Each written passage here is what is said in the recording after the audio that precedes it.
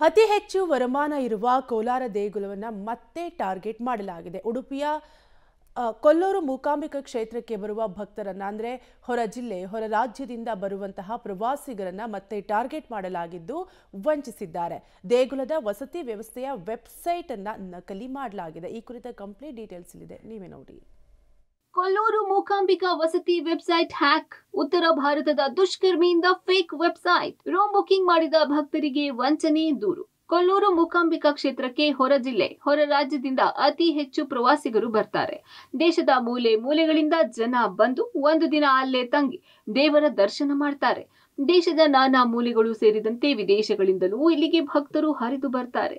ಭಕ್ತರಿಗೆ ವಸತಿ ವ್ಯವಸ್ಥೆ ಕಲ್ಪಿಸುವುದು ದೇವಾಲಯಕ್ಕೆ ಇರುವ ಬಹಳ ದೊಡ್ಡ ಸವಾಲು. ಯಾತ್ರಿಕರ ಶೋಷಣೆ ನಡೆಯದಂತೆ ಸರ್ಕಾರದ ವೆಬ್ಸೈಟ್ ಮೂಲಕವೇ ವಸತಿ ವ್ಯವಸ್ಥೆ ನಿರ್ವಹಿಸಲಾಗ್ತಾ ಇದೆ. ರಾಜ್ಯ ಸರ್ಕಾರದ ಮುಜರಾಯಿ ಇಲಾಖೆಗೆ ಒಳಪಟ್ಟ ಕರ್ನಾಟಕ ಟೆಂಪಲ್ ಅಕೊಮೊಡೇಷನ್ ವೆಬ್ಸೈಟ್ ಮಾದರಿಯಲ್ಲಿ ನಕಲಿ ಜಾಲತಾಣ ಸೃಷ್ಟಿಸಿ ವಂಚಿಸುತ್ತಿರುವುದು ಬಯಲಾಗಿದೆ. ಕೊಲ್ಲೂರು ಹೆಸರನ್ನು ಇತ್ತೀಚಿನ ದಿನದಲ್ಲಿ ಅಂತೇಳಿದರೆ ನಾವು 2-3 ವರ್ಷದಿಂದ ಈಗ ಆನ್ಲೈನ್ ಬುಕ್ಕಿಂಗ್ ಮಾಡ್ತಾ ಇದ್ದೇವೆ ವಸತಿ ಗೃಹವನ್ನು. ಆದರೆ ಯಾವುದೇ ಭಕ್ತರಿಗೆ ಅನ್ಯಾಯ ಆಗಬಾರ್ದು ಅಂತ ಹೇಳೋ ದೃಷ್ಟಿಯಿಂದ ಆನ್ಲೈನ್ ಬುಕ್ಕಿಂಗ್ ನಡೆಸ್ತಾ ಇರೋದು ದೇವಸ್ಥಾನದ್ದು. ಕರ್ನಾಟಕ ಟೆಂಪಲ್ ಅಕೊಮೊಡೇಷನ್ ಅಂತ ಹೇಳಿ ಮುಜರಾಯಿ ಇಲಾಖೆಯಿಂದ ಅಧಿಕೃತವಾಗಿ ರಿಜಿಸ್ಟರ್ ಆಗಿರುವ ಒಂದು ವೆಬ್ಸೈಟಲ್ಲಿ ನಾವು ಮಾಡ್ತಾ ಇದ್ದೇವೆ. ಇತ್ತೀಚೆಗೆ 1 ವಾರದಿಂದ ನಮಗೊಂದು ತಿಳಿದು ಬಂದ ವಿಷಯ ಏನಂತ ಹೇಳಿದರೆ, ಉತ್ತರ ಪ್ರದೇಶದ ಜೈಪುರದ ಒಬ್ಬ ವ್ಯಕ್ತಿ ಅನಧಿಕೃತವಾಗಿ ಈ ವೆಬ್ಸೈಟನ್ನು ಯೂಸ್ ಮಾಡ್ತಾ ಇದ್ದಾನೆ ಅಂತ ತಿಳಿದು ಬಂದಿದೆ. ಹಾಗಾಗಿ ಕೊಲ್ಲೂರಿನ ಮೂಕಾಂಬಿಕೆಯ ಭಕ್ತಾಭಿಮಾನಿಗಳಲ್ಲಿ ವಿನಂತಿ ಏನಂತ ಹೇಳಿದರೆ, ಯಾವುದೇ ನಮ್ಮ ದೇವಸ್ಥಾನದ ಅನಧಿಕೃತ ವೆಬ್ಸೈಟ್ಗಳಿಲ್ಲ.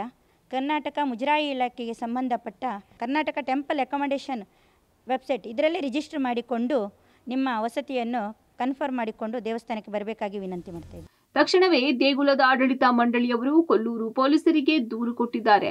ಪೊಲೀಸರು ತನಿಖೆ ನಡೆಸುತ್ತಿದ್ದು, ಉತ್ತರ ಭಾರತದ ಜೈಪುರ ಮೂಲದ ವ್ಯಕ್ತಿಗಳು ಈ ನಕಲಿ ವೆಬ್ಸೈಟ್ ಸೃಷ್ಟಿಸಿರುವ ಶಂಕೆ ವ್ಯಕ್ತವಾಗಿದೆ. ಈ ಹಿಂದೆ ಕೊಲ್ಲೂರು ಡಿವೋಟಿ ಟ್ರಸ್ಟ್ ಎಂಬ ನಕಲಿ ಸಂಸ್ಥೆ ಹೆಸರಲ್ಲಿ ಕೋಟ್ಯಂತರ ರೂಪಾಯಿ ವಂಚನೆ ನಡೆದಿತ್ತು. ದೇಣಿಗೆ, ಹರಕೆ, ಸೇವೆಗೆಂದು ಹಣ ಪಡೆದು ವಂಚಿಸಲಾಗಿತ್ತು. ಭಕ್ತರು ಅಧಿಕೃತ ವೆಬ್ಸೈಟ್ನಲ್ಲೇ ಬುಕ್ಕಿಂಗ್ ಮಾಡಿ ಎಂದು ದೇಗುಲದ ಆಡಳಿತ ಮಂಡಳಿ ಮನವಿ ಮಾಡಿದೆ. ಚೇತನ್ ಜೊತೆ ದೀಪಕ್ ಜೈನ್, ಪಬ್ಲಿಕ್ ಟಿವಿ, ಉಡುಪಿ.